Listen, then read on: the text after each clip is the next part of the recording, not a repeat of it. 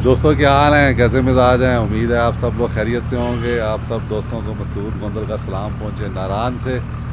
ये आज हमारा दूसरा दिन है और तकरीबन 6:30 बजे का वक्त है इस वक्त। ये पीछे हमारी टोयोटा HS61 खड़ी है और आज हमारा मिशन ये है कि हम इसको लेके झील सैफुल मुलूक जाएंगे। ये इसकी ताज़ा तरीन सूरत हाल है।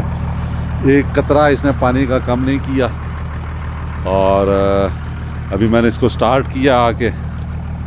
स्टार्ट करने के बाद अभी जो है वो 4-5-10 मिनट लगाएंगे।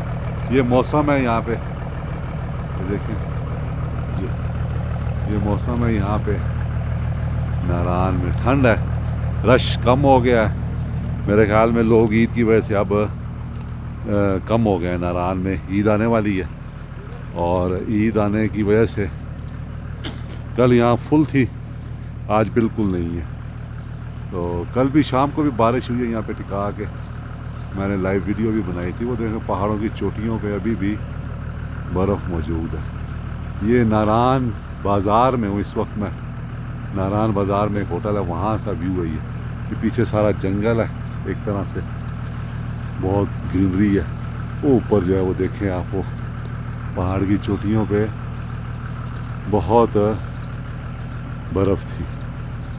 तो ये बाज़ार है, बाज़ार भी आपको दिखा देते हैं। थोड़ा सा खाली है इस वक्त। सुबह सुबह सब कुछ जो है ना बंद है। बस 1-2 दुकानें खुली हैं, होटल खुले हैं, ढाबे खुले हैं, बाकी कुछ भी नहीं है अभी यहाँ पे। तो ये है जनाब, ये सूरत हाल यहाँ पे इस वक्त सुबह सुबह।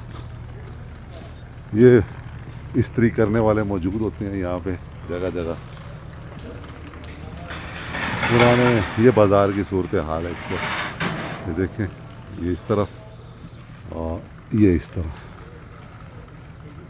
तो जीपों वाले भी कम हैं आज, क्योंकि आज रश बिल्कुल ख़त्म हो जाएगा यहाँ से। बहुत सारे लोग जो यहाँ रहते हैं वो भी चले जाएंगे ईद मनाने, और जो लोग आए हुए हैं वो भी चले जाएंगे ईद मनाने। तो